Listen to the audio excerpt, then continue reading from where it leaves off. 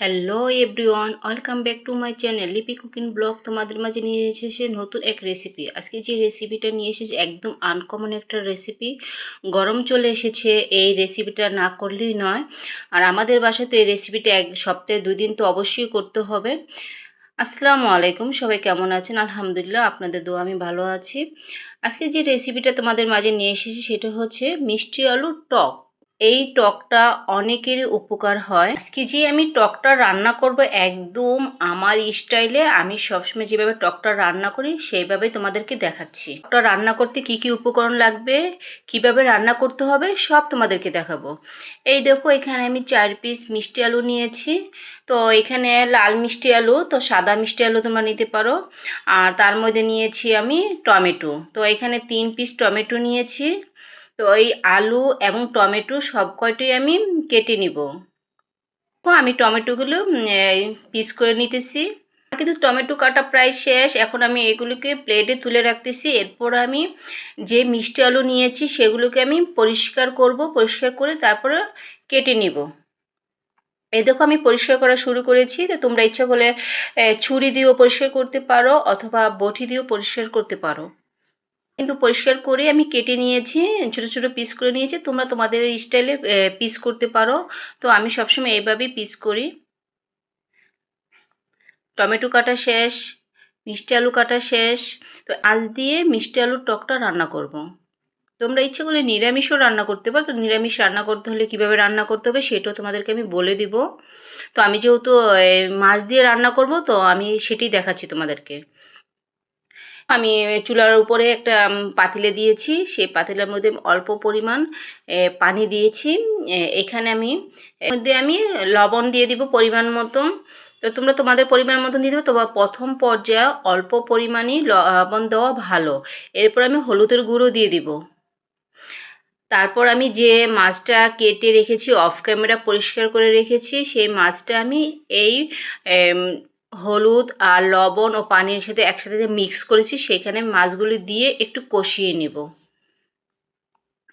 এ দেখো, একের পর এক মাছের টুকরোগুলো আমি দিয়ে দিতেছি। এটাকে নাড়াচাড়া দিয়ে তারপর আমি এটাকে ঢেকে দিব কষানোর জন্য। এই দেখো বন্ধুরা, এখানে কিন্তু কষানো আমার হয়ে গেছে প্রায়। এখন আমি এটার মধ্যে পানি দিয়ে দিব, আরও বেশি পানি দিয়ে দেবো। যেহেতু আমি টক রান্না করেছি, ডালের মতনে বেশি পরিমাণ পানি দিতে হবে। তো তোমাদের সদস্য সংখ্যা অনুযায়ী তোমরা টকটা রান্না করতে পারো। যেহেতু আমার এইখানে সদস্য সংখ্যা অনুযায়ী আমি এই টকটা রান্না করতেছি। এখন আমি মিষ্টি আলু যে কেটে রেখেছি সেই মিষ্টি আলুগুলো এখন আমি এই ঝোলের মধ্যে দিয়ে দেব। আমি টমেটো কেটে রেখেছি সেটাও ঝোলের মধ্যে দিয়ে দিব।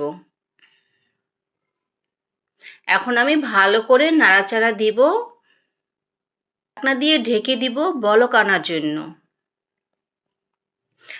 আমার টকে কিন্তু বলক চলে আসছে, ঢাকনাটা আমি উঠিয়ে ফেললাম। এই দেখো, এখন আমি আবারও নাড়াচাড়া দিতেছি। তো টকটা ভালো মতন যখন কি পানিটা জাল হয়ে আসবে তোমরাই বুঝতে পারবে।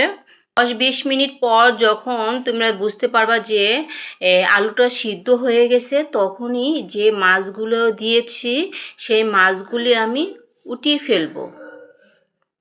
এই দেখো, আমি একের পর এক মাছের টুকরাগুলো আলাদা করে ফেলতেছি।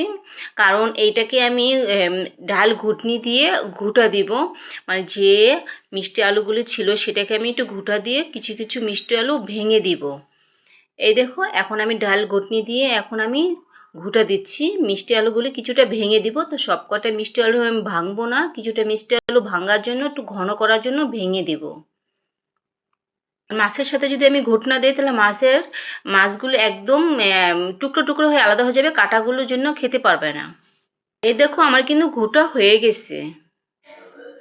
এখন আমি যে মাছগুলো উঠিয়ে রেখেছি সেই মাছগুলো আমি আবারও এই টকের মধ্যে দিয়ে দিব। এরপর আমি এইখানে অয়েল ভরি দিয়ে দিব। ইচ্ছে করলে তোমরা কাঁচা আম দিতে পারো অথবা জলপাই দিতে পারো অথবা তেঁতুল দিতে পারো। তোমরা তোমাদের মতন যে টকটা ইউজ করো সেটা তোমরা দিয়ে দিবে। এরপর আমি কাঁচামরিচের পিস দিয়ে দিব 4 থেকে 5টা। তো তোমরা তোমাদের মতন করে দিয়ে দিবে। এখন আমি যে রসুন কেটে রেখেছিলাম অফ ক্যামেরায়, সেই রসুনটা আমি এখন টকের মধ্যে দিয়ে দিব।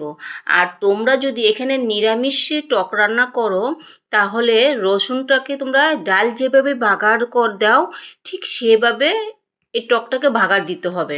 যেহেতু আমি মাছ দিয়ে রান্না করেছি, সেহেতু আমি এইখানে রসুন কুচিটা কাঁচাই ছেড়ে দিয়েছি। আর নিরামিষ যদি আমি রান্না করতাম, তাহলে অবশ্যই তেল দিয়ে বাগার দিতাম, বাগার দিয়ে ডালের মতন এটাকে ছেড়ে দিতাম। আর টকটা কিন্তু অনেক সুস্বাদু একটা টক, আর এটা হচ্ছে গরমের জন্য অনেক উপকার, যাদের নাকি হাই প্রেশার তাদের জন্য আরও উপকার। তো আমার কিন্তু টক রান্না কিন্তু প্রায় শেষ। দেখো এখানে কিন্তু কিছুটা মিষ্টি আলু কিন্তু আস্তে আস্তে রেখে দিয়েছি, আর কিছুটা মিষ্টি আলু কিন্তু আমি ঘুটা দিয়ে ভেঙে ফেলেছি। আর এই টকটা যদি তোমরা বাসায় একবার রান্না করো, পরিবার সবাই মিলে খাবে, আবার বলবে যে রান্না করার জন্য। আর যে রাঁধুনি রান্না করবে তার প্রশংসা পঞ্চমুখ করবে। এই দেখো আমি যে রয়্যাল দিয়েছি, অনেকে অয়েল বড়ি বলে, সেটাকে আমি তোমাকে দেখে এলাম। এরপর আমি লাস্ট ফিনিশিংয়ে আমি এখানে যে ধনেপাতা কুচি কেটে রেখেছি অফ ক্যামেরা, সেই ধনেপাতা কুচিটা আমি ছেড়ে দিব। আর এখানে ধনেপাতা কুচিটা কিন্তু একটু টুকরোটা আমি বড় বড়ই করেছি, যেহেতু এখানে পানির মধ্যে ছাড়বো, এই কারণে। এই দেখো আমি ধনেপাতা কুচিও কিন্তু দিয়ে দিলাম। আমার কিন্তু রান্নাটা কিন্তু প্রায় শেষ। শেষ ফিনিশিংয়ে তোমরা ইচ্ছে করলে লবণটা টেস্ট করে নিতে পারো। যদি লবণের পরিমাণটা অল্প হয়ে থাকে, অবশ্যই লবণটা আবার তোমরা দিতে পারো। কাছে ও দূরে, দেশ ও বিদেশ, কে কোথা থেকে আমার ভিডিওটি দেখতেছো অবশ্যই কমেন্ট করে বলবে। আর নতুন যারা আমার ভিডিওটি দেখেছো, অবশ্যই সাবস্ক্রাইব করে বেল বাটনটি অল করে রাখবে। আর তোমরা সবাই অবশ্যই গঠনমূলক একটা কমেন্ট করবে। এখন আমি এই টকটাকে পরিবেশন করলাম বাটিতে।